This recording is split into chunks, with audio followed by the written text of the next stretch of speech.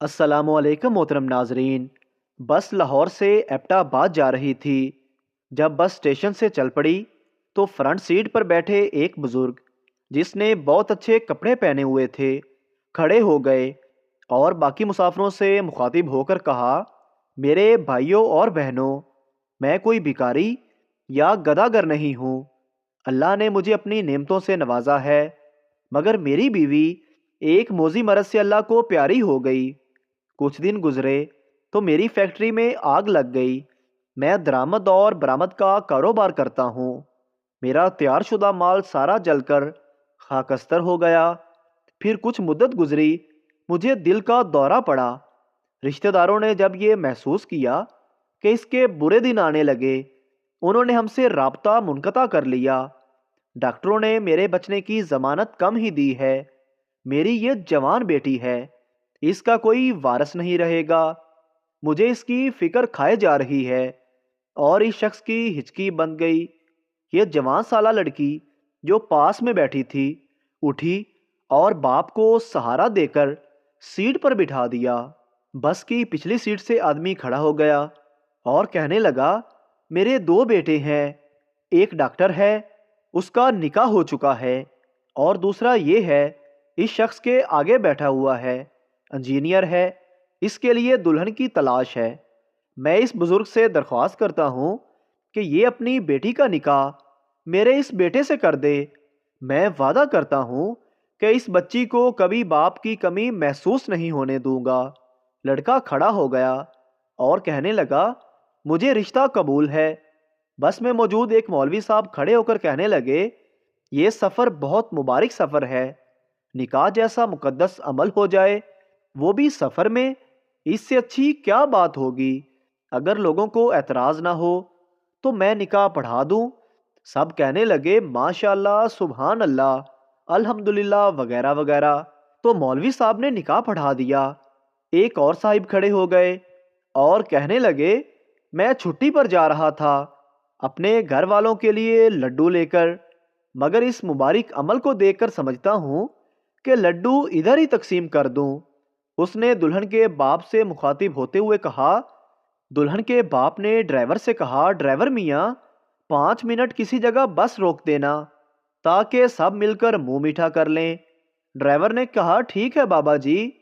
مغرب کی نماز کے بعد جب اندھیرا ہونے لگا تو لڑکی کے باپ نے ڈرائیور سے بس روکنے کو کہا اور سب مسافر مل کر لڈو کھانے لگے۔ لڈو کھاتے ہی سب مسافر سو گئے۔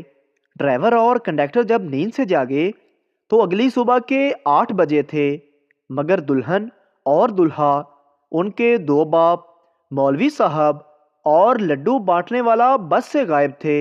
اتنا ہی نہیں بلکہ کسی مسافر کے پاس نہ گھڑی، نہ چین، نہ پیسے، بلکہ کچھ بھی نہیں تھا۔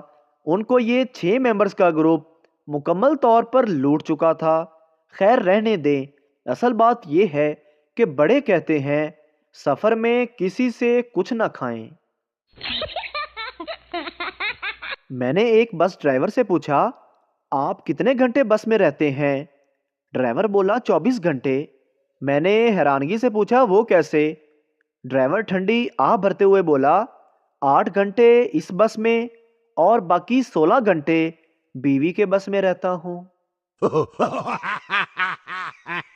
بیوی میکے جاتی ہے اور شوہر کو تنگ کرنے کے لیے میسج بھیجتی ہے، میری محبت کو دل میں ڈھونڈ لینا، اور ہاں، آٹے کو اچھی طرح گوندھ لینا، مل جائے پیار تو کبھی کھونا نہیں، پیاز کاٹتے وقت بالکل رونا نہیں، مجھ سے روٹھ جانے کا بہانہ اچھا ہے، تھوڑی دیر اور پکا لو، آلو ابھی کچا ہے، مل کر خوشیوں کو بانٹنا ہے، ٹماٹر ذرا باریک ہی کاٹنا ہے۔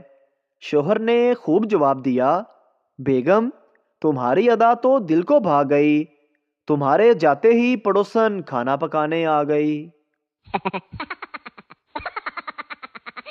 ٹیچر، تم کل سکول کیوں نہیں آئے تھے؟ اسٹوڈنٹ، میڈم میں بیمار تھا۔ ٹیچر، کل دوائیوں والی پرچی لانا۔ اسٹوڈنٹ، میڈم میں نے دم کروایا تھا۔ بابا جی کہتے ہیں کہ پہاڑی علاقوں میں فوگ، میدانی علاقوں میں سموگ، اور کنواروں کی زندگی میں سوگ اس سال بھی جاری رہے گا۔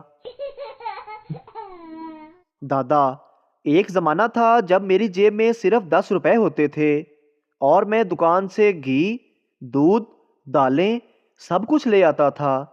پوتا، اب یہ حرکتیں نہیں چلتی دادا جی، اب وہاں کیمرے لگ گئے ہیں۔ بیوی شاپنگ کر کے گھر آئی اور شوہر سے بولی، دیکھیے میں آپ کے لیے کتنا اچھا رومال لائی ہوں۔ شوہر نے حیرت سے کپڑے کو دیکھا اور بولا، اتنا بڑا رومال؟ یہ تو کوئی 6 گز کا ہوگا۔ بیوی بولی، آپ کے رومال سے جو کپڑا بچے گا اس کا میں سوٹ سلوا لوں گی۔ غیر شادی شدہ شخص، مجھے شادی نہیں کرنی کیونکہ مجھے عورتوں سے ڈر لگتا ہے۔ شادی شدہ کا جواب، تم شادی کر لو، پھر تم کو صرف ایک عورت سے ہی ڈر لگے گا، باقی سب اچھی لگنے لگیں گی۔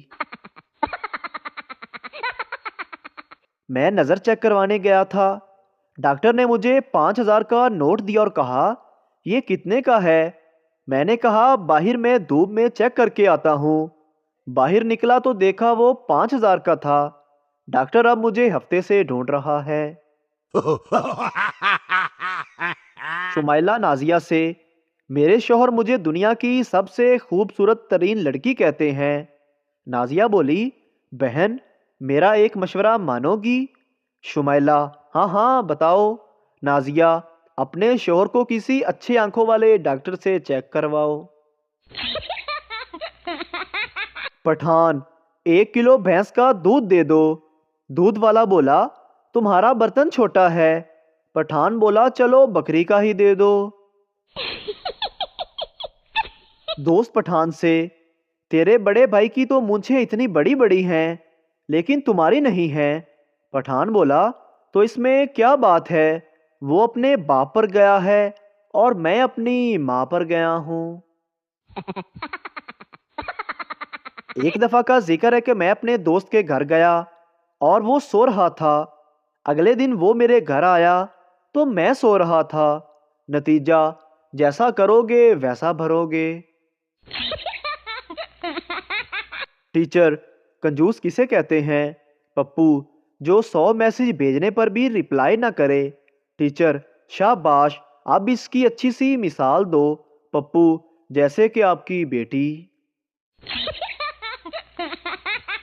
بیوی، میری شادی سے پہلے میں پیپسی کی بوتل کی طرح سمارٹ تھی۔ شوہر جل کر بولا، تم تو اب بھی پیپسی کی بوتل کی طرح ہی ہو۔ بیوی خوش ہوتے ہوئے، وہ کیسے؟ شوہر، پہلے تم ریگولر بوتل کی طرح تھی اور اب جمبو سائز۔ ایک سردارنی اپنے شوہر کی لاش پر کچھ یوں بیان کر رہی تھی، وے تو اوتھے ٹور گیا جتھے دیوا نہ بتی، وے تو اوتھے ٹور گیا جتھے بجلی نہ پانی، وے تو اوتھے ٹور گیا جتھے آٹا نہ روٹی۔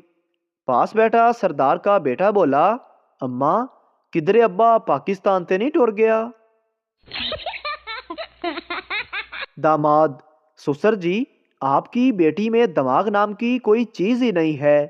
سسر، بیٹا تم نے اس کا ہاتھ مانگا تھا، دماغ کی تو کوئی بات ہی نہیں ہوئی تھی۔